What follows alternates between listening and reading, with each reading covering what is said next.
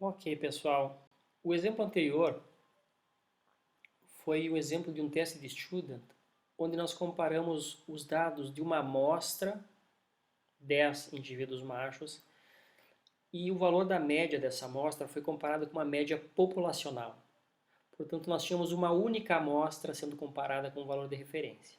Eram dois valores sendo comparados, mas apenas um vinha de uma amostra. Por isso que era o dito single sample, ou seja, uma única amostra. TST de uma única amostra. Agora nós vamos falar um pouquinho sobre o teste T que vai comparar duas médias amostrais. Claro que é a inferência que se quer fazer para a população, mas são médias de duas amostras diferentes que vão estar sendo comparadas através de um teste de student. Vamos ver o exemplo e também como proceder no gráfico, no GraphPad. Então, pessoal, em alguns casos, nós queremos comparar médias de duas amostras, quando essas amostras são independentes. Vamos dar uma olhada no que isso significa. Quando o objetivo é comparar duas populações, é comum se desconhecer as suas médias e desvios padrões. Por isso, muitos experimentos da área biológica são realizados com duas amostras independentes. Exemplo, um grupo experimental e um grupo controle. Eu trago aqui um exemplo de, se você tem um medicamento e você quer saber se esse medicamento tem um efeito farmacológico específico, você pode ter, por exemplo, 10 animais controle, que receberão placebo, e 10 animais que receberão medicamento. Você veja que você está trabalhando com dados amostrais, só que as conclusões serão para a população.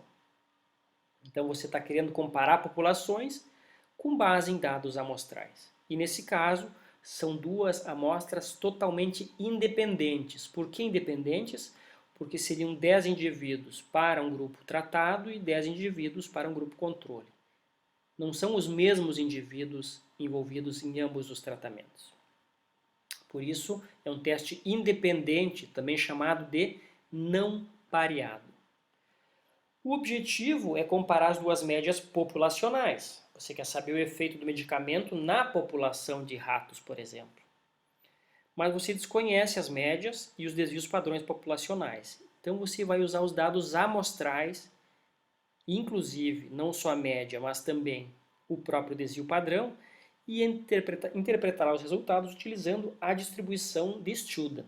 Vamos ver como é que funciona isso. Nós sabemos que o cálculo de t, que vai ser comparado com o valor de t crítico, ele é basicamente a diferença entre os dois valores dividido por uma variável de dispersão. Nesse caso, faremos da mesma forma. O nosso valor de t calculado será a diferença da média da amostra A menos a diferença da média da amostra B. Não importa se é A menos B ou B menos A, vai ser o mesmo resultado, já que nós temos aqui o módulo desses valores. E nesse sentido, essa diferença será dividida por um desvio padrão conjugado vezes a raiz quadrada de 1 dividido pelo n de A mais 1 dividido pelo n de B. De fato, é uma variável de dispersão que considera os n amostrais de ambas as amostras, A e B, e também considera um desvio padrão conjugado, que não é o desvio padrão da amostra A, não é o desvio padrão da amostra B, mas é um desvio padrão que utiliza a variância de ambas as amostras conjuntamente. Este cálculo do valor de t poderia ser feito no nosso exemplo a seguir. Exemplo. Considere populações homocedásticas, que são aquelas que possuem variância igual. Nós vamos falar sobre isso na sequência. Porque o teste T pode ser feito para populações que possuem variâncias iguais, ou se tiverem variâncias diferentes, teremos que ter uma correção no teste. Isso nós vamos ver daqui a pouco.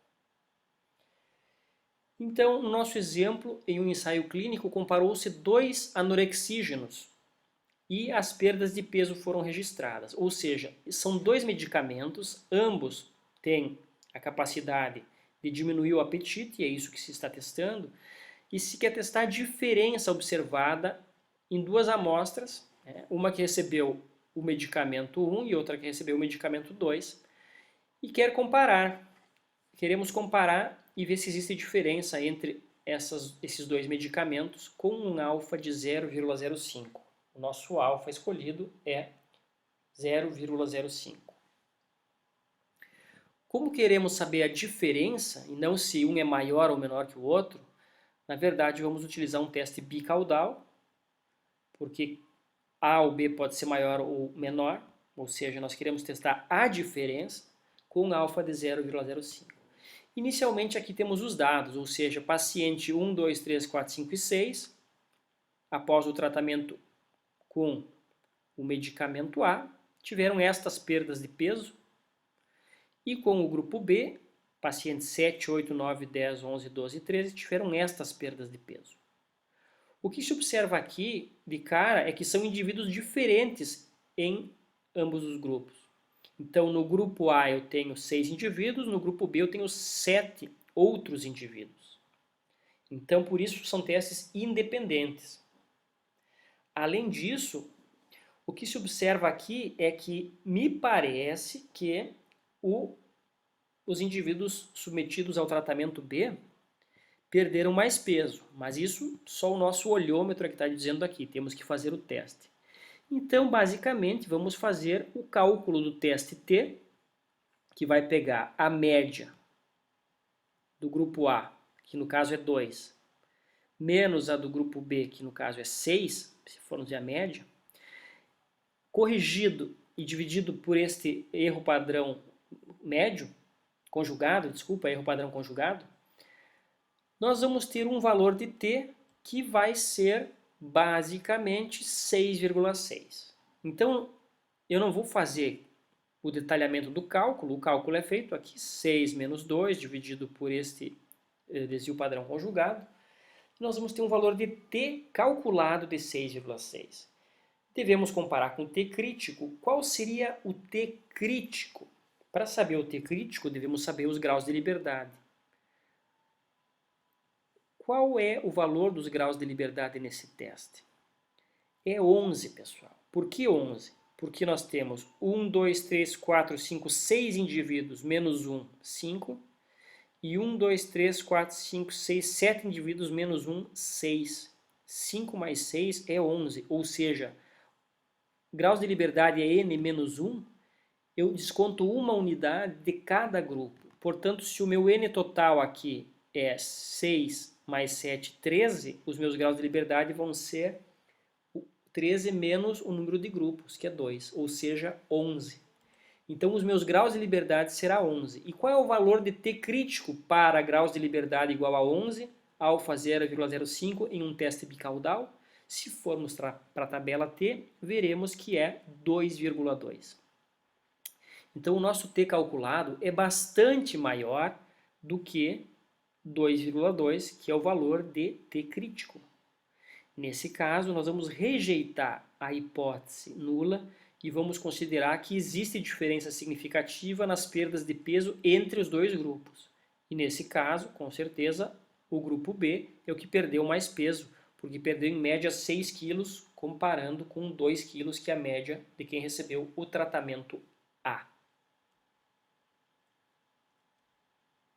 Então, esse cálculo que foi feito de forma bastante rápida aqui, vai ser melhor detalhado no software estatística, onde nós vamos, no software de estatística, software estatístico, GraphPad, onde nós vamos fazer o teste com esses mesmos dados para uma análise comparativa de duas médias derivadas de duas amostras independentes através do teste de Student.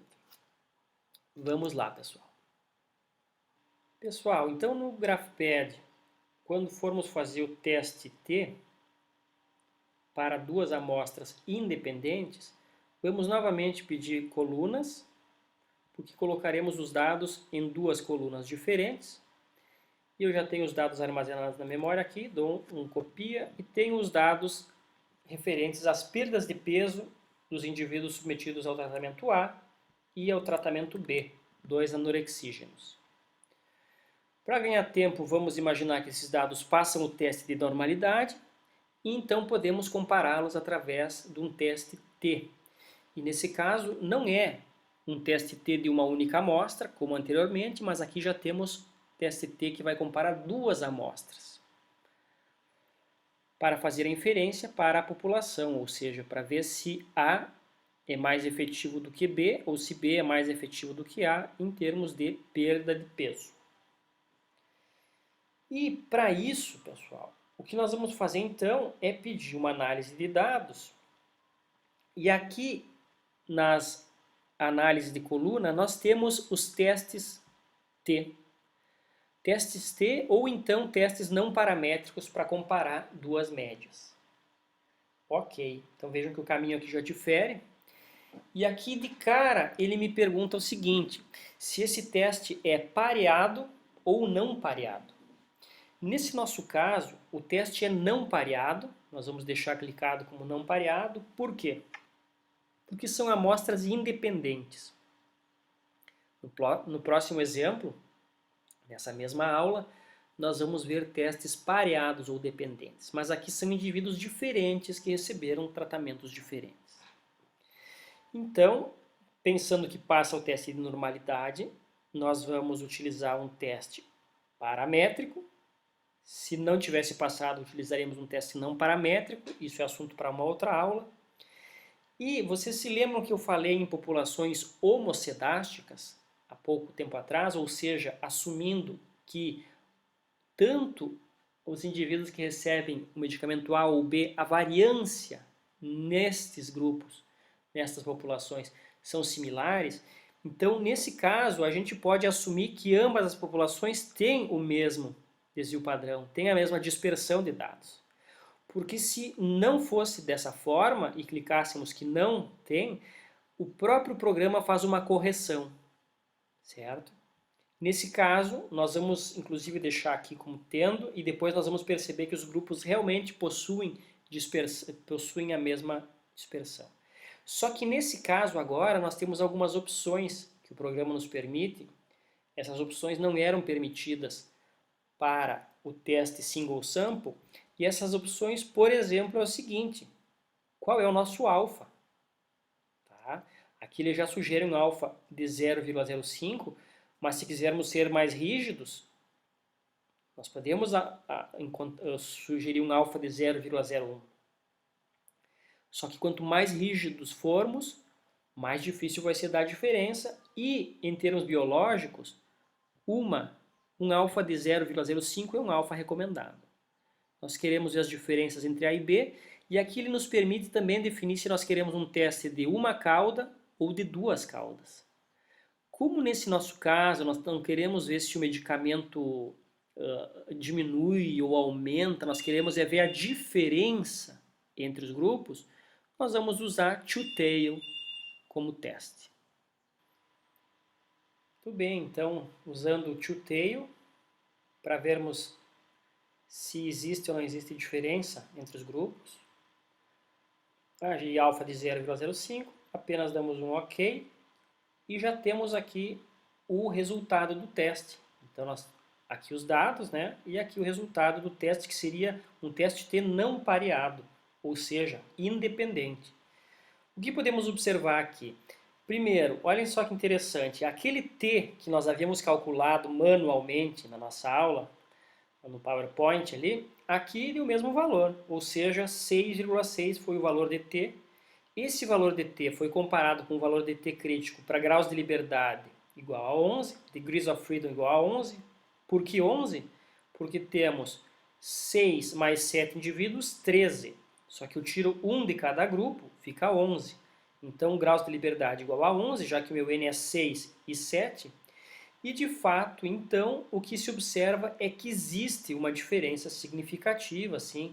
É diferente significativamente? Sim. O P é menor que 0,05, há diferença, tanto é que esse valor deu muito alto, né? Só que o meu valor de P do teste deu menor que 0,0001. Ou seja, isso significa que ao dizer que existe efetivamente uma diferença entre a média 2 e a média 6, que é os valores de perda de peso médio, a chance de eu estar errando é menor que 0,01%. Então, realmente, como eu me permito errar 5%, com certeza eu vou dizer que existe diferença entre os grupos. E aqui vocês podem observar que ainda embaixo existe o teste F, que é o teste que compara as variâncias. Tá? Então o programa já faz o teste que compara as variâncias e de fato ele diz que não é significativo, ou seja, as variâncias não diferem da amostra 1 para a amostra 2, ou da amostra A para a amostra B.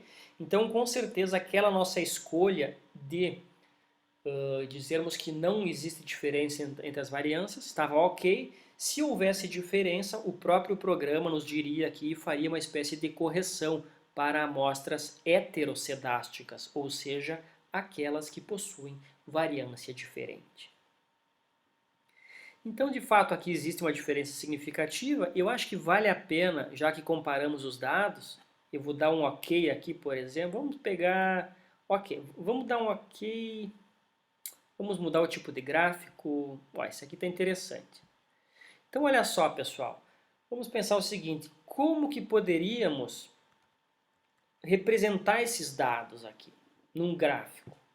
Então, por exemplo, num resultado, eu poderia colocar aqui no eixo X, eu poderia colocar tratamento, tá? Que seria o tratamento A e o tratamento B. Aqui eu poderia colocar perda de peso em quilogramas, certo? Perfeito. E aí eu poderia dar um título aqui, sei lá, figura 1, não sei. E o interessante é que aqui eu posso dizer que isso aqui é diferente disso. Como eu diria isso? Eu poderia, por exemplo, colocar um símbolo aqui. Então, colocando asteriscos, e ali no fim deu 4 asteriscos, acho que foi, né? Quanto maior o número de asteriscos, maior a diferença. Talvez, digamos que isso aqui seja minha legenda. Lá embaixo eu poderia colocar assim, ó. Isso significa diferente significativamente. Ou seja, P. Aí eu posso colocar menor, ou seja, um P menor que 0,05. Ou então eu posso colocar o que deu de fato, que é um P menor que 0,001. Aí depende da revista, muitas vezes, de como você vai apresentar os dados. Eu, particularmente, acho interessante, se você achou um valor de P bastante baixo, que você coloque de fato. Mesmo ele sendo menor que 0,05, se ele for menor que 0,01, legal, já dar essa informação é mais interessante. Significa que a chance de você estar errando ao dizer que isso aqui difere é menor ainda. É bem menor do que 0,05. Tá? E muitas vezes nos estudos, por exemplo, para teste T, na parte de resultados dos experimentos, dos artigos, por exemplo, você pode colocar o valor de T. Tá? Então, informar o valor calculado de T pode ser importante e dependendo da revista eles vão achar interessante. Então, lá você poderia colocar, por exemplo, T igual a 6,6, P menor que 0,0001. Tá? Indica que a comparação foi feita através de um teste de Student e que o valor de T deu 6,6, que é um valor bastante alto, tá? Indicando uma boa diferença entre os grupos aqui. Se não existisse diferença, o valor de T seria provavelmente zero. Tá? Então é isso, pessoal. Agora, a nossa próxima e última etapa dessa aula de teste de Student é comparar duas médias em um teste dependente ou pareado. Vamos lá.